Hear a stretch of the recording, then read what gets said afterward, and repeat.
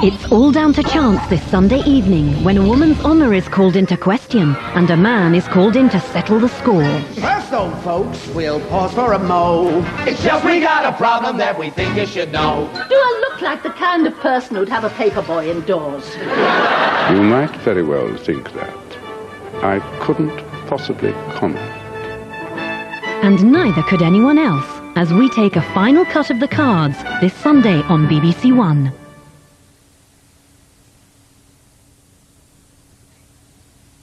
The main evening news and sport now on BBC One with Michael Burke and Rob Bonnet. It's 3 minutes to 9. The Israeli Prime Minister Yitzhak Rabin has been shot. A Jewish gunman attacked him tonight at a peace rally in Tel Aviv. The television star Marty Caine has died of cancer. And a big turnout on Teesside as Juninho makes his debut in English football.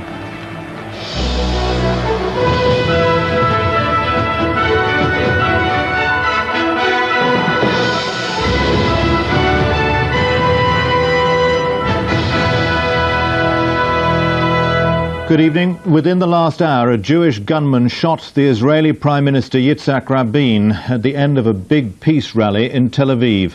Several shots were fired, at least 2 of them hit him, and he's now said to be in a critical condition in the emergency room of one of the city's hospitals. A 23-year-old Jewish man has been arrested, and an extremist Jewish organisation is reported to have claimed responsibility for the attack. Prime Minister Rabin was leaving a massive pro-peace rally when the shots rang out. The architect of the Middle East peace deal was hit 3 times. The gunman, who's said to be Israeli, was arrested. Eyewitnesses who saw Mr. Rabin being stretchered into hospital say there was blood over his chest. A short while ago, Israeli radio described his condition as serious. A previously unknown extremist group called the Jewish Avenging Organization has said it carried out the attack. At the peace rally, security had been tight, but police had allowed right-wing Israeli groups to demonstrate nearby. In his speech, Mr. Rabin had said Israel must give peace with the Palestinians a chance. Martin Dawes, BBC News. Well, joining me now from Jerusalem is our Middle East correspondent, Jeremy Bowen. Jeremy, first of all, what do we know about the Prime Minister's condition now? Well, the latest we have is from police sources, from the quoted by the Israel Army radio. What they're saying is that he was hit 3 times in the back, 3 bullets in the back. He was hit at close range, and that he's in critical condition. Are there any more details now about exactly what happened? Not more than you've heard, I think. Simply there's this 23-year-old man in custody. Television pictures from the scene showed him being hustled away.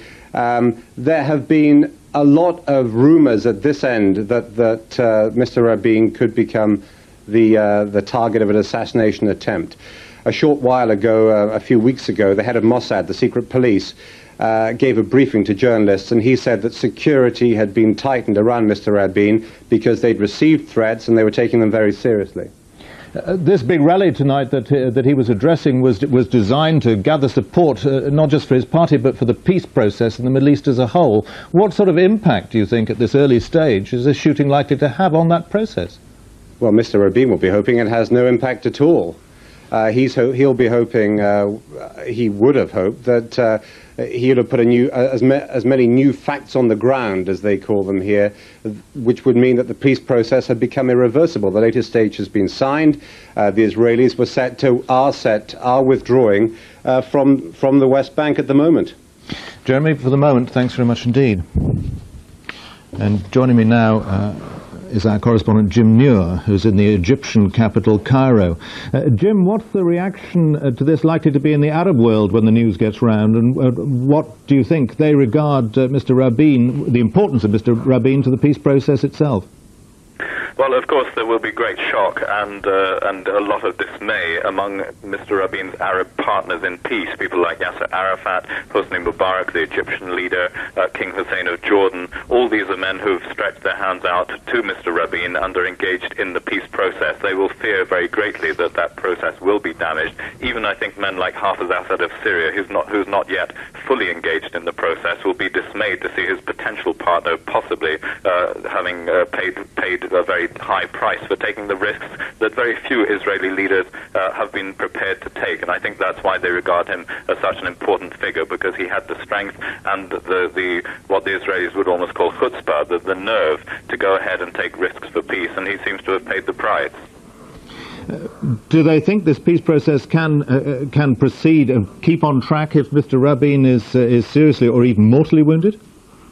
I think they will be very worried, because they know he's in a rather parlous situation. He faces elections next year. They know his party is running neck and neck with the hardliners. However, they may feel that this, in a sense, may be turned to advantage, because it will show that there are extremists and hardliners on the Jewish side, just as there are on the Arab side, who are determined to derail the process, and that this could actually set off a backlash that could ultimately favor the peace process. Jim Muir, thanks very much indeed. Well, I'm joined now from Washington by our chief North America correspondent, Gavin Esler. Gavin, the Americans have, of course, brokered this Middle East peace plan. What's the reaction there to the news of the shooting tonight? There's been no official reaction yet, and obviously President Clinton, who himself has been both the target of a gunman and of a pilot who flew his plane at the White House, knows exactly the kinds of risks that world leaders run. And everyone recognized that Yasser Arafat and Yitzhak Rabin had taken great risks for peace. I think the important point is the whole Clinton strategy has been based on the assumption that Israel and the Palestinians must not fall victims to the politics of the last atrocities. So the hope here will be, although there's been no official reaction, the hope must be that the peace process will continue. Gavin, thanks very much indeed. And now the rest of the news, and we'll come back to that shooting of Mr. Rabin later in the programme.